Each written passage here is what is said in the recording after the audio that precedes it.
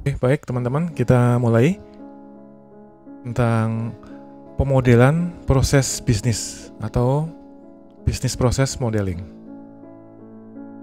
Ini adalah beberapa referensi atau buku-buku yang disarankan sebagai buku rujukan ya untuk teman-teman semua.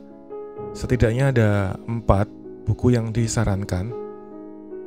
Nah, seperti yang ada yaitu dari Springer ya, tulisan dari Marlon Dumas dan kawan-kawan tentang fundamental business process management. Lalu ada business analysis techniques, workflow modeling, dan BPM CBOK atau Common Body of Knowledge. BPM itu business process management ya. Oke, ini setidaknya ada 4 buku yang disarankan untuk teman-teman sebagai rujukan. Nanti teman-teman boleh cari di internet untuk di-download ya. Atau nanti kalau sudah dapat, mungkin bisa dibagi ke teman-teman yang lain. Di-share di grup. Oke, kita lanjut tentang BPM ya, Business Process Management. Kira-kira diagramnya kurang lebih digambarkan seperti ini ya. Jadi ada ilustrasi yang menggambarkan bahwa ini adalah bagian dari proses. Proses itu digambarkan dari unit 1 ke unit berikutnya, lalu ke unit yang lain lagi, dan seterusnya. Jadi urut-urutan business flow gitu ya. Jadi proses di awal, proses 1, kedua, ketiga, sampai ke proses terakhir. Kurang lebih seperti itu. Ini biasa terjadi di industri ya teman-teman ya. Baik itu produknya berupa barang maupun jasa. Biasanya ada bisnis proses yang dilewatin atau yang dilalui dari tahap 1 ke tahap yang berikutnya. Dari mesin yang pertama ke mesin kedua, bagian yang pertama ke bagian yang kedua, misalnya dari machining, bagian mesin, lalu ke bagian assembling misalnya perakitan, lalu ke bagian packing, pengebokan gitu, lalu ke bagian gudang atau warehousing dan seterusnya. Kalau itu produknya barang. Kalau produknya jasa bagaimana? Ya prinsipnya dari proses yang awal pertama, mungkin proses pertama itu ngisi formulir, lalu nanti proses berikutnya pencocokan data, verifikasi, dan seterusnya gitu ya. Jadi intinya dari proses awal sampai ke proses terakhir. Ini yang biasa disebut dengan bisnis proses atau business flow. Kita lihat sebagai ilustrasi di layar kita lihat ada gambar kondisi atau suasana tentang dapur ya. Seperti ini kondisinya. Ini sebagai ilustrasi teman-teman ya. Dapur dari sebuah rumah makan bentuknya seperti ini. Jadi kelihatannya seperti kotor ya, lantainya kotor, atapnya sepertinya juga mulai rusak, dindingnya juga mulai banyak yang terkelupas, kurang terawat sepertinya ya. Lalu ada juga dapur yang seperti ini, yang kondisinya jauh lebih bersih ya dibanding yang pertama tadi. Jadi suasananya berbeda. Sepertinya memang dapur ini jauh lebih terawat dibanding yang pertama ya. Secara visual tentunya kelihatannya seperti itu. Kita lihat juga seperti ini tempat kerja. Misalnya contohnya adalah meja kerja yang tunggal di satu sudut ruangan ya ini ya. Jadi ada kursi dan sebuah komputer untuk satu orang, sepertinya satu orang tunggal gitu di pojokan atau di sudut suatu ruangan.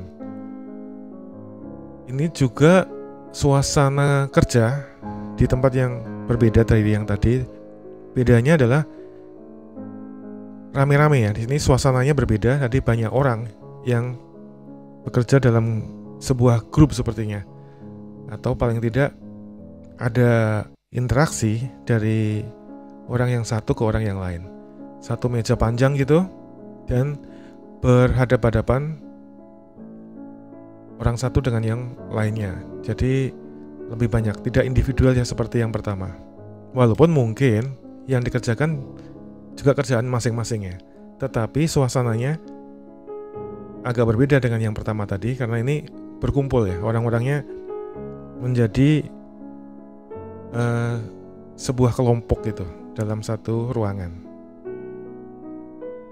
Nah, dari ilustrasi ini kita bisa mengambil kesimpulan kurang lebih adalah bahwa intinya adalah secara teori ini ya, dikatakan menurut salah satu buku rujukan kita, dapur bersih belum tentu menghasilkan makanan enak, tetapi kita lebih suka makan makanan yang enak dari dapur yang bersih. Kira-kira betul ya teman-teman ya? Setuju ya kira-kira ya? Secara umum ya tentunya ya. In general ya seperti inilah cara pandang kita atau cara berpikir kita. Yang kedua, proses yang baik belum tentu menghasilkan perangkat lunak yang berkualitas atau software yang berkualitas. Namun, kita lebih suka terbang dengan Airbus dengan perangkat lunak atau software dari perusahaan terkenal daripada rumah pengembangan perangkat lunak yang kecil atau software house yang kecil. Ya gitu ya, kurang lebih ya. Jadi kalau kita terbang dengan suatu airline ya, misalnya nih contohnya nih Airbus, pesawat ya. Tentunya kan di pesawat itu ada softwarenya, ada perangkat lunaknya. Tetapi kalau yang membuat softwarenya ini dari perusahaan yang kita tidak tahu misalnya ya, atau yang tidak terkenal gitu, tentu kan ngeri-ngeri juga ya, karena kan risikonya sangat tinggi gitu. Bisa aja ada masalah di dalam penerbangan itu. Jadi diperlukan proses yang berkualitas menurut teori ini ya, karena proses tersebut mengurangi risiko perusahaan menghasilkan produk berkualitas rendah. Jadi kurang lebih dikatakan bahwa proses yang baik itu diyakini akan menghasilkan produk yang baik atau bisa mengurangi risiko terjadinya produk yang cacat gitu. Jadi dalam teori ini dikatakan bahwa proses yang baik atau proses yang berkualitas itu diyakini juga akan menghasilkan produk yang berkualitas atau produk yang baik. Jadi manajemen proses memastikan proses kualitatif. Jadi kualitas itu dikatakan suatu hal yang kualitatif ya, artinya lebih ke perceived value, ke perasaan ya, pendapat.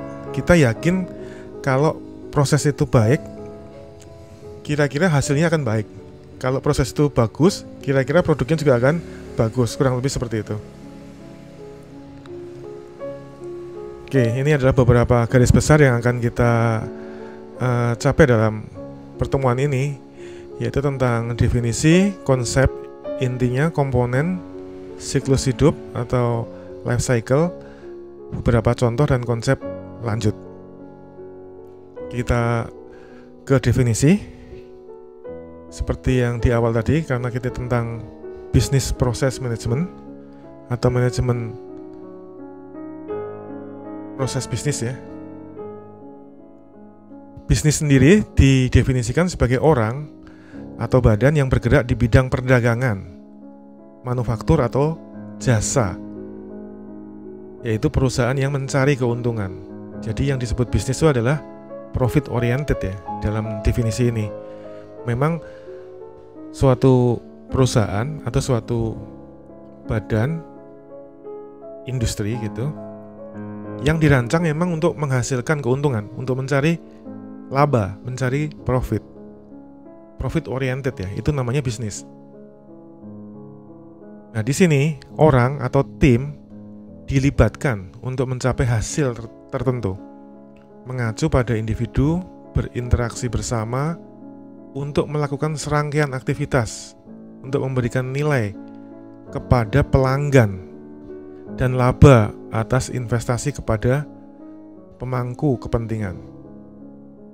Jadi jelas ya kalau sebuah bisnis itu dikatakan adalah tujuannya adalah memberi nilai kepada pelanggan atau customer value, atau memberi kepuasan kepada pelanggannya, customer satisfaction. Tujuan orang membuka bisnis adalah itu sebenarnya. Tujuannya adalah memberi nilai atau memberi kepuasan kepada pelanggannya. Pelanggan itu ya bisa pembelinya atau customernya ya. Jadi tujuannya itu. Pada dasarnya bisnis didirikan tuh hanya untuk memuaskan pelanggannya. Dan juga memberikan kepuasan juga kepada pemangku kepentingan yang lain, misalnya investornya, yaitu memberikan laba. Oke, kita lanjut dulu. Proses.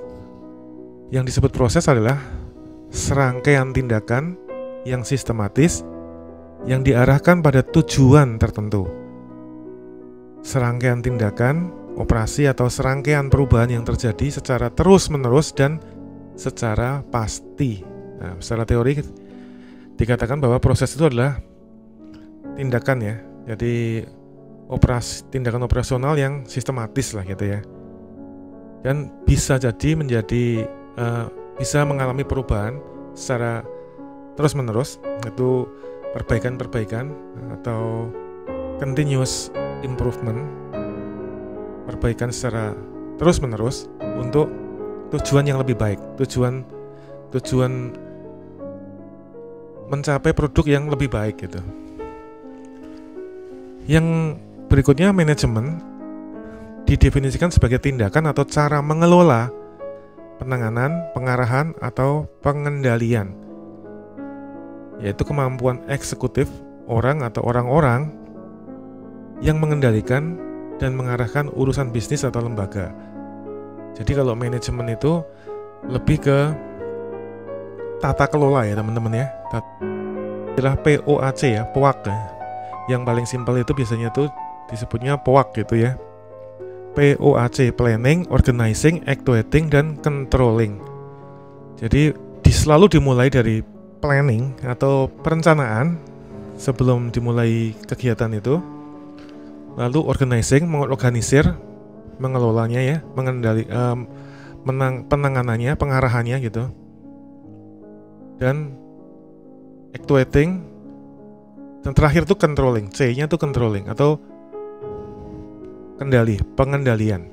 Jadi sama seperti yang didefinisikan ini, mengelola, menangani, mengarahkan, dan mengendalikan. Jadi orang-orangnya atau orang yang mengendalikan tuh disebutnya manager. Tindakannya namanya manajemen. How to manage. Jadi bagaimana mengelola orang atau kelompok orang untuk mencapai tujuan perusahaan atau tujuan bisnis itu. Jadi memerlukan penanganan, memberikan pengarahan, mengendalikan variabel untuk mencapai hasil yang diinginkan, dan memerlukan keterampilan serta melibatkan orang atau eksekutif.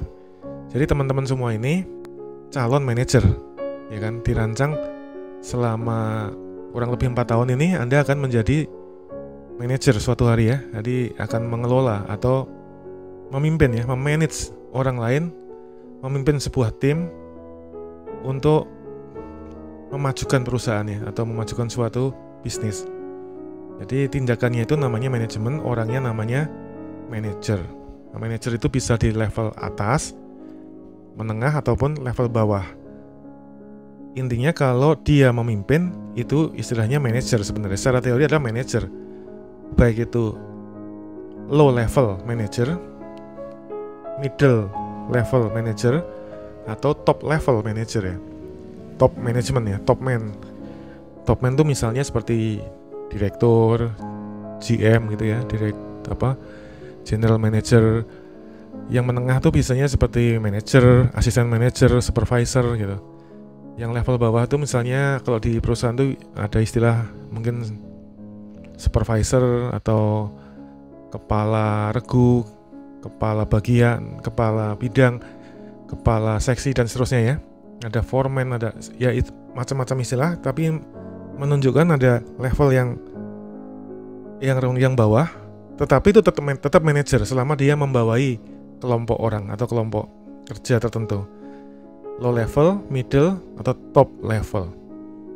Jadi teman-teman harus sadar bahwa Anda semua ini dirancang untuk suatu hari menjadi seorang manajer.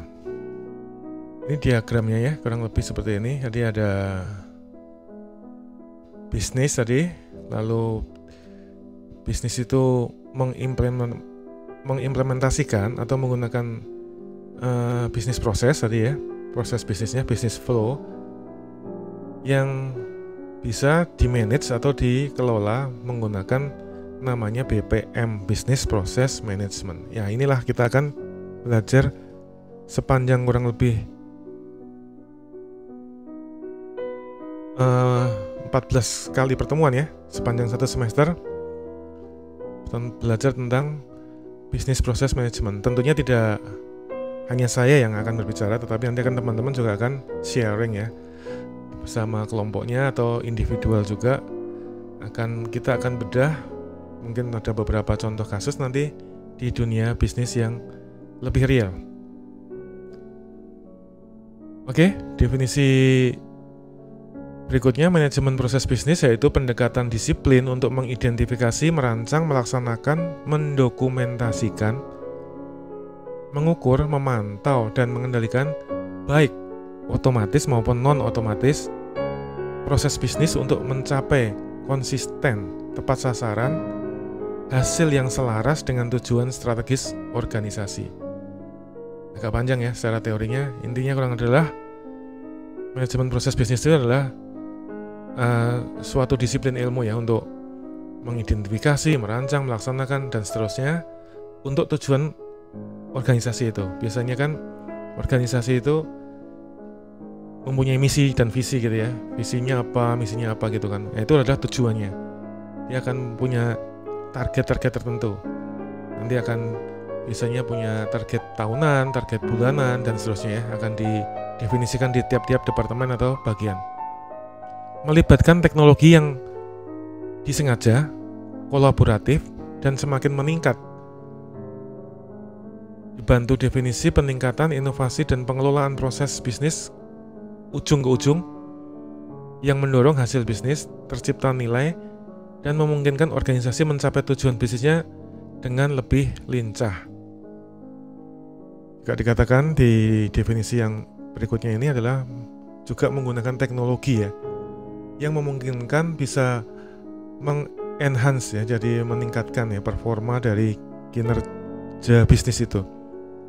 Jadi bisa meningkatkan kinerja suatu perusahaan. Teknologi apa nih yang dipakai yang kira-kira tepat untuk bisa mendongkrak ya, untuk bisnisnya itu semakin maju. Lalu memungkinkan suatu perusahaan untuk menyelaraskan proses bisnisnya dengan perusahaan strategi bisnis yang mengarah ke perusahaan yang efektif secara keseluruhan, kinerja melalui perbaikan aktivitas kerja baik dalam departemen tertentu, di seluruh perusahaan atau antar organisasi. Jadi dalam manajemen proses bisnis ini adalah bagaimana bisa menyelaraskan ya antar bagian, antar departemen itu. Ya kalau departemen itu kan biasanya punya kepala departemennya sendiri, punya manajernya sendiri biasanya, mungkin manajer produksi ada sendiri, nanti manajer gudang ada sendiri, manajer apalagi itu planning mungkin PPIC atau keuangan, HRD gitu ya, masing-masing ada, gudang juga ada sendiri mungkin ya. Nah masing-masing pimpinan ini, masing-masing departemen ini, salesnya, marketing, impor, ekspor, masing-masing departemen ini bagaimana mereka berkolaborasi ya untuk tujuan bersama. Nah, ini adalah termasuk dalam cakupan manajemen proses bisnis. Jadi bagaimana nih masing-masing departemen ini bisa bersinergi ya, satu dengan yang lain, bisa bekerja sama, berkolaborasi untuk mencapai tujuan bisnis yang lebih baik. Konsep intinya dikatakan adalah karakteristik yang menentukan dari proses atau proyek adalah keterulangan versus keunikan. Lalu proses adalah kumpulan tugas-tugas yang saling terkait dan berulang-ulang yang bertujuan untuk mencapai tujuan tertentu. Ini proses bisnis ya. Atau kalau di produksi ya berarti proses produksi. Jadi namanya proses itu biasanya itu ya terus-menerus ya. Keterulangan ya. Berulang-ulang ya itu terus. Misalnya bikin suatu produk A gitu, dia kan prosesnya kan dari proses 1, kedua, ketiga, misalnya ada 5 proses, 1, 2, 3, 4, 5, itu terus ya, berulang tuh prosesnya. Bagaimana masing-masing proses itu bisa ditingkatkan. Nah, ini adalah continuous improvement. Tujuannya di masing-masing titik proses itu mungkin nggak dilakukan perbaikan atau peningkatan tertentu. Yang tujuannya adalah menghemat cost ya, memperkecil nilai rejectnya atau jumlah produk cacatnya. Nah, project atau proyek adalah usaha unik dengan awal dan akhir yang dilakukan untuk mencapai suatu tujuan. Ya, kurang lebih konsep intinya yang dimaksud adalah seperti ini ya. Jadi ada BPM itu Business Process Management, yaitu menggunakan juga teknologi mengadres end-to-end work, continuous, ongoing set of process. Lalu ada modeling, analysis, design and measurement, pengukuran ya tentang prosesnya. Lalu ada komitmen organisasi, juga teknologi yang tepat ya, yang kira-kira diperlukan untuk masing-masing proses bisnis itu. Pengukuran tuh apa? Maksudnya pengukuran ya tentunya ada analisa gitu ya, atau catatan-catatan yang diperlukan. Setiap proses bisnis itu dilakukan evaluasi. Apakah tingkat reject itu maksudnya produk cacat ya, misalnya rejectnya 3%, apakah 3% ini bisa diterima atau masih mungkin untuk diperbaiki supaya turun rejectnya menjadi 2% misalnya, atau bahkan 1%, dan seterusnya. Jadi tergantung prosesnya, tergantung produknya, tergantung jenis mesin yang digunakan, dan seterusnya ya. Jadi ada measurement, ada pengukuran, ada analisa, ada evaluasi. Disiplin manajemen dan teknologi pemberdayaan. Mengaktifkan teknologi tidak ada artinya tanpa disiplin manajemen dan proses untuk memanfaatkan teknologi tersebut. Ya, kalau menggunakan teknologi itu tentu penting ya, tetapi bagaimana memanfaatkan teknologi dengan seoptimal mungkin itu menjadi fokus ya, itu menjadi utama. Punya mesin yang canggih tetapi tidak bisa mengoptimalkan mesin itu sehingga hasilnya tidak maksimal, itu kan sayang gitu. Udah investasi mahal-mahal misalnya, tetapi hasilnya tidak sesuai harapan. Tentu bukan itu yang dimaksud ya. Yang dimaksud adalah kalau ada teknologi yang dipakai atau suatu mesin dipasang, itu pasti dengan tujuan tertentu ya, itu misalnya produksinya menjadi semakin efisien, menjadi semakin banyak hasilnya, rejectnya atau cacatnya menurun, speednya bertambah, dan seterusnya ya. Jadi intinya memberi nilai tambah ya. Nah, bagaimana memanfaatkan teknologi itu kalau tidak ada orang atau tidak ada tim yang mempelajarinya misalnya. Nah, inilah harus ada departemen atau tim yang mampu ya menguasai teknologi atau mesin yang dipakai. Yang kedua, vendor telah menciptakan rangkaian aplikasi yang membantu organisasi menjadi lebih baik mengelola proses bisnis mereka. Alat untuk merancang dan memodelkan proses bisnis secara visual, simulasikan dan uji proses bisnis, otomatisasi, kontrol dan ukur ukur bisnis proses, memberikan umpan balik, melaporkan kinerja proses. Beberapa vendor telah menggabungkan ini ke dalam manajemen proses bisnis yang terintegrasi. Jadi ada aplikasi memang yang dipakai suatu industri atau suatu organisasi atau perusahaan itu untuk membantu kinerja mereka itu menjadi lebih efektif dan efisien ya. Apa itu misalnya? Ya misalnya tentang ERP misalnya, itu software perangkat lunak ya. Ini teman-teman ini kan bidangnya di IT kan, lebih di bidang IT, tentunya ini adalah bidang Anda. Bagaimana merancang suatu aplikasi atau software yang bisa membantu suatu proses di sebuah industri itu menjadi lebih baik.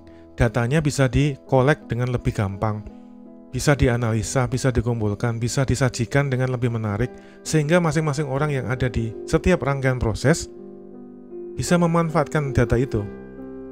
Tentang analisanya bagaimana, hari ini berapa ya produksinya, hari ini berapa ya jumlah kerusakannya, hari ini berapa jumlah rejectnya, berapa yang bagus, berapa yang masuk repair misalnya, atau masuk pengerjaan ulang, jumlahnya berapa, mana yang bisa didaur ulang atau di recycle, mana yang memang benar-benar tidak bisa, jadi akhirnya jadi waste atau jadi sampah, di scrap gitu. Jadi semua itu ada informasi yang bisa disajikan, baik itu mungkin secara grafis, visual, atau data numerik ya, yang bisa membantu para usernya, para pemangku prosesnya itu, manajer produksi misalnya, atau manajer gudang, manajer QC misalnya, quality control. Mereka bisa menganalisa dengan adanya bantuan aplikasi itu. Contohnya seperti itu ya. Mengatasi pekerjaan end-to-end. Fungsi bisnis biasanya ditentukan oleh sekelompok aktivitas terkait dengan keterampilan atau tujuan tertentu, seperti misalnya ya, penjualan, keuangan, manufaktur atau produksi ya. Jadi biasanya fungsi bisnis yang utama itu diwakili 3 kelompok ini ya, yaitu penjualan, sales ya, sales atau marketing, yang kedua adalah finance, keuangan, yang ketiga manufaktur atau produksi, atau bagian lapangan lah ya. 3 ini penting, bahkan menjadi unsur bisnis yang utama dalam suatu industri. Bukan berarti yang lain tidak penting, maksudnya itu adalah ini adalah intinya ya. Intinya itu adalah 3 ini kekuatannya, kurang lebihnya 3 ini. Jadi ada produksi, ada finance, ada sales. Bisa bikin barang, tetapi tidak punya cukup uang, ya nggak bisa kan? Nggak bisa, karena kan untuk bikin barang kan perlu bahan baku, perlu mesin itu juga perlu spare part, perlu ini dan itu ya. Jadi ada bahan bakunya, ada proses penunjangnya gitu. Kalau keuangannya tidak mendukung, dananya tidak cukup, ya tidak bisa. Karena kan perlu stok mungkin ya kan. Berikut sama juga bisa bikin ada uangnya, tetapi tidak bisa menjual. Salesnya payah, ya nggak bisa juga. Produksinya hebat, bisa bikin barang cepat, hasilnya bagus, model nggak ada masalah, mau ada kebutuhan 1000 bisa bikin 1000, 2000 bisa bikin 2000, cukup lah.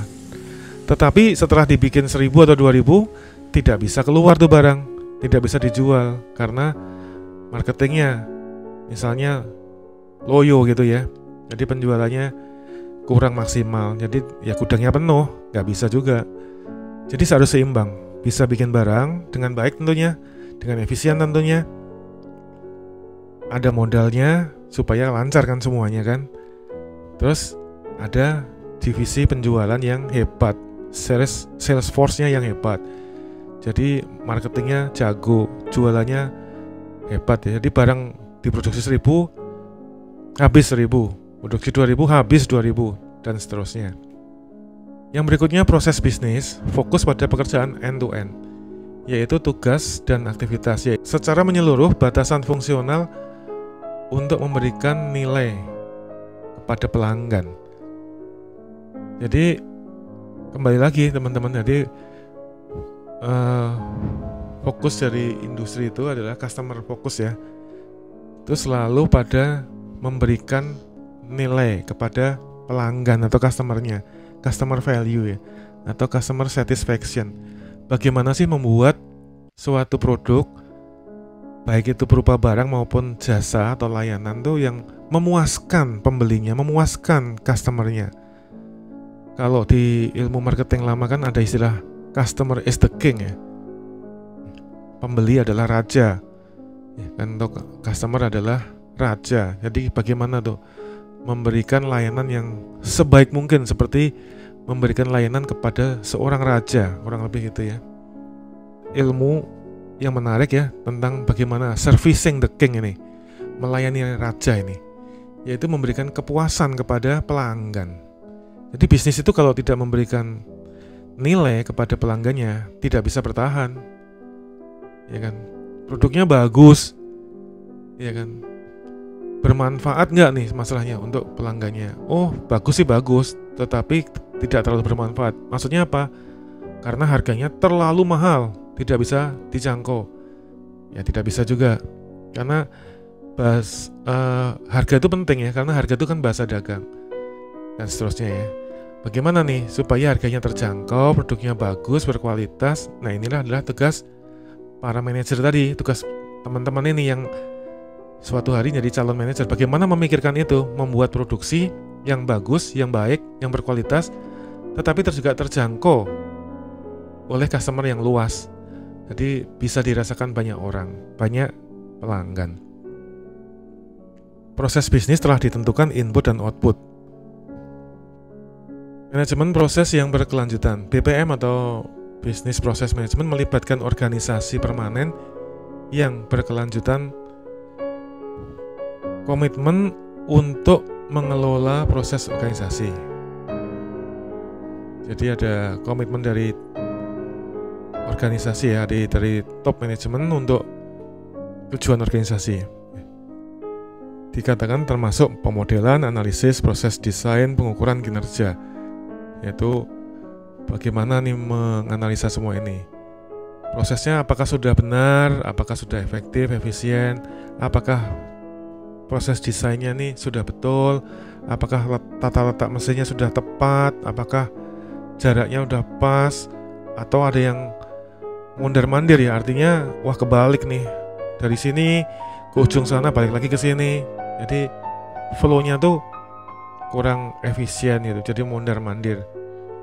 Nah, bagaimana kalau mendesain proses itu supaya kan umumnya itu kan satu garis lurus yang enak gitu ya. Nanti proses 1 ke proses 2, 3, 4 tuh ngurut gitu. Jangan proses 1 di sini, proses 2-nya di gudang lain, di tempat yang lain, proses 3-nya ke gedung yang lain, dan seterusnya. Nanti bolak-balik terlalu jauh, biasanya kurang efisien atau kurang efektif. Lalu bagaimana mengukur kinerja, bagaimana analisanya, evaluasinya, apakah sudah sesuai dengan targetnya, apakah sesuai dengan sasaran mutunya misalnya ya, quality target, apakah sudah sesuai dengan target rejectnya tuh, rejectnya misalnya maksimal 3%, apakah sudah tercapai atau masih terlalu tinggi rejectnya, kalau misalnya terlalu tinggi apa sebabnya, dan seterusnya. Ini adalah manajemen proses. Pemodelan, analisis, desain, dan pengukuran proses. Praktek BPM memerlukan pengukuran dan pengawasan kinerja proses. Jadi masih yang tadi ya, jadi perlu diukur, perlu diawasi, perlu dievaluasi, menetapkan tujuan kinerja proses. Jadi masing-masing proses, jadi misalnya ada 5 proses. Proses 1 dianalisa, 2 juga begitu. Setiap proses itu kan biasanya juga ada pimpinannya, ada kepalanya, atau ada yang bertanggung jawab lah di situ. Yang masing-masing yang punya tanggung jawab ini adalah mengevaluasi apakah kinerjanya sudah pas, apa sudah sesuai dengan sasarannya. Mengukur kinerja aktual, efisiensi proses bisnis, doing the thing right, melakukan hal yang benar, meninjau efektivitas proses bisnis, doing the right thing, atau melakukan hal dengan benar. Jadi ini ada 2 istilah yang biasanya dipakai ya, ada efisien dan efektif ya. Efisien dan efektif. Ini adalah dua hal yang paling sering dipakai di dunia industri atau di proses bisnis.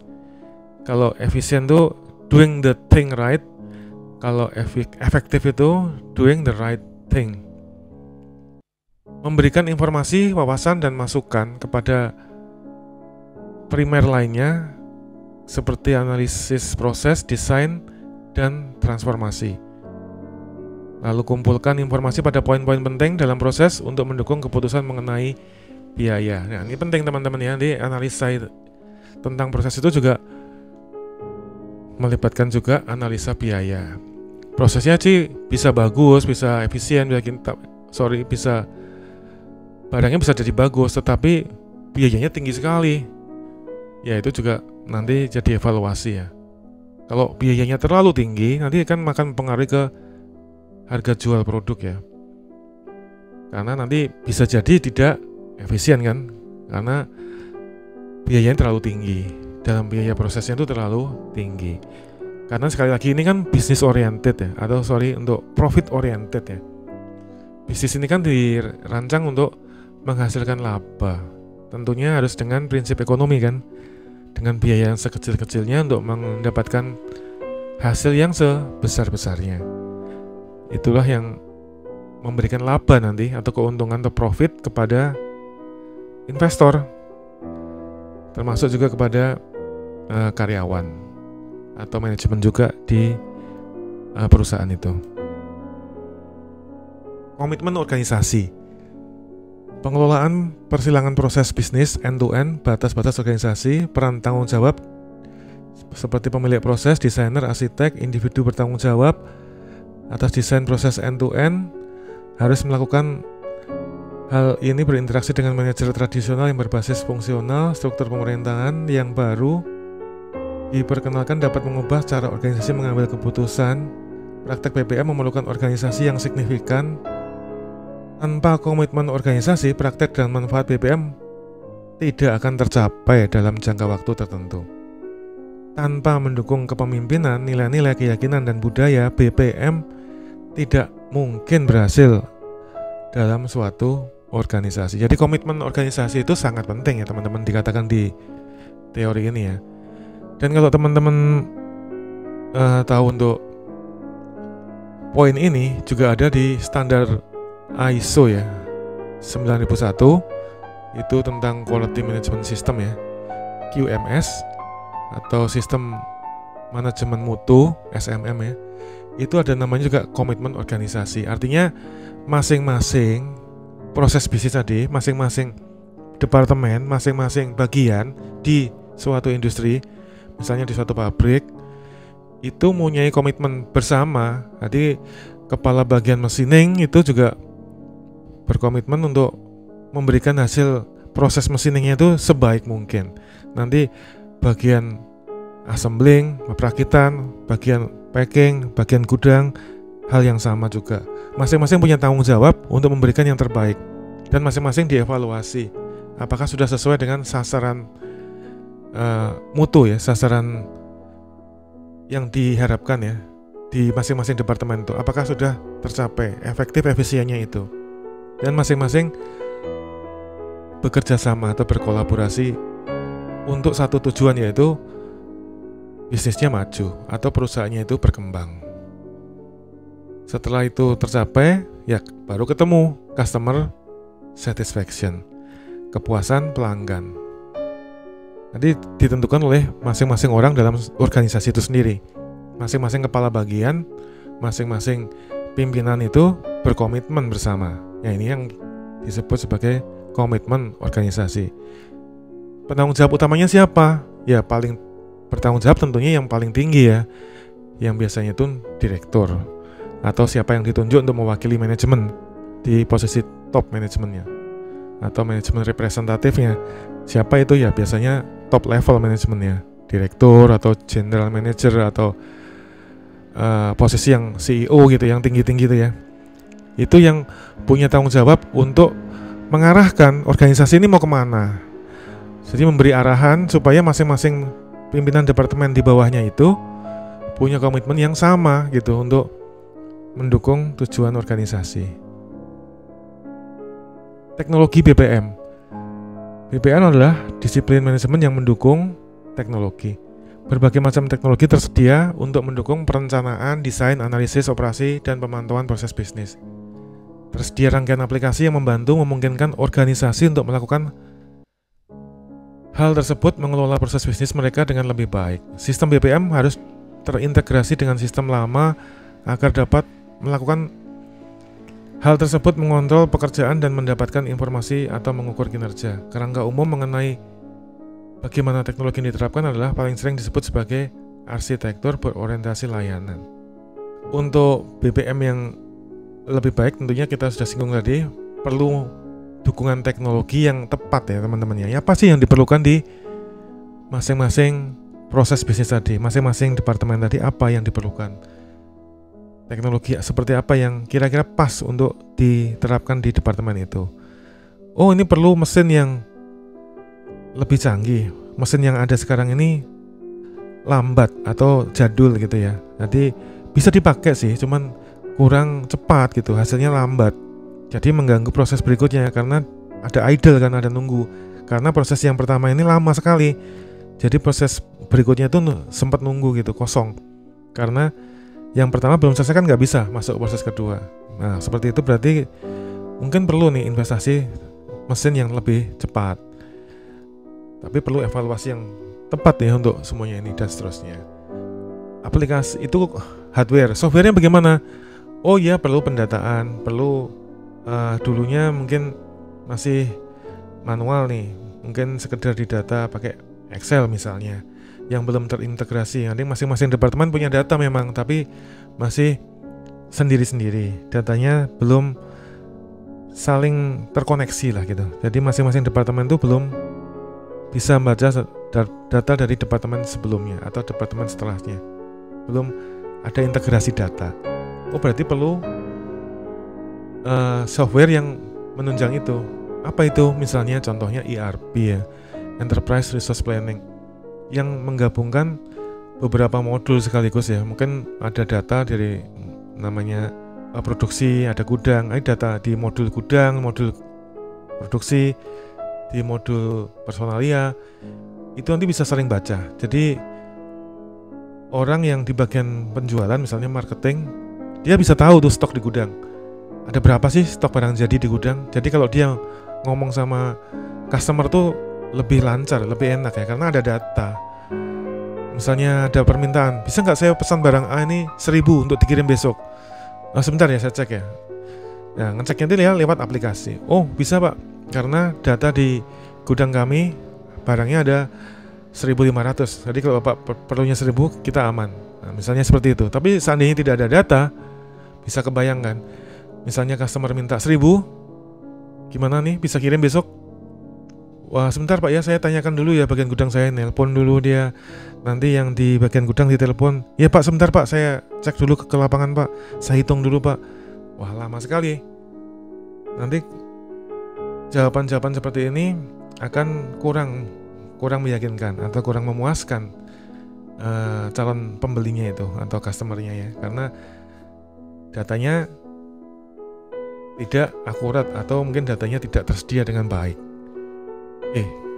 Komponen yang dimaksud di sini adalah pendekatan manajemen untuk terus meningkatkan proses dan mengarsipkan tujuan organisasi melalui serangkaian metodologi dan teknologi. Orang dan proses adalah bagian penting. Yang dimaksud komponen ini adalah ini ya, ada input, proses, output. Standar ya teman-teman ya. Anda juga di orang IT kan biasa nih mengenal seperti ini nih, istilah input, proses, output. Input itu masukan, output itu keluaran, proses ya bagian di tengahnya itu.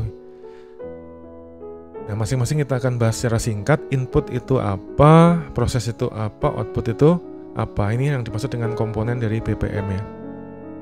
Itu ada orang ya, orang itu SDM ya, sumber daya manusia, dan proses itu berarti yang di tengah itu ada teknologi, ada metodologi, ada tata cara, SOP itu bagian dari proses. Output ya berarti produknya. Yang pertama, input atau masukan ya. Inputnya ini bisa berupa formulir, dokumen, gambar, persetujuan dari seseorang, karyawan, pelanggan, manajer, data, peringatan, surat dari seseorang atau dari sistem. Ini adalah yang dimaksud dengan input. Jadi input itu bisa macam-macam bentuknya ya. Bisa memang data, ada gambar mungkin permintaan dari customer, ada drawing yang diminta, ada order seperti ini juga sebagai masukan. Pengen pesan barang tipenya ini drawingnya seperti ini, apakah bisa dibikinkan atau diproduksi? Speknya seperti ini, bahannya seperti ini, dengan spesifikasi persis seperti yang diminta. Packingnya seperti ini, warnanya seperti ini, dan seterusnya. Itu termasuk input. Lalu persetujuan, approval ya. Apakah mungkin kirim sampel dulu dan sebagainya. Ada komunikasi mungkin sama pelanggannya, apakah seperti ini yang dimaksud, apakah ada yang kurang ataukah ada yang perlu ditambahkan dan seterusnya. Ini masuk dalam input atau masukan dari proses tadi ya, masukan ya. Jadi sebagai awalnya lah, proses awalnya. Lalu yang kedua adalah proses itu sendiri. Peserta proses itu bisa dari internal. Internal itu artinya dari pihak perusahaan itu sendiri, bagian internal perusahaan itu, dan pihak eksternal. Eksternal itu bisa customer-nya atau pihak lain, pihak ketiga. Misalnya customer tuh maunya apa ya? Proses yang diminta seperti ini, produknya yang diinginkan seperti ini, dengan persyaratan seperti ini. Itu ada komunikasi antara pihak internal perusahaan yang bisa diwakili mungkin oleh sales manager, marketing, atau finance atau produksi.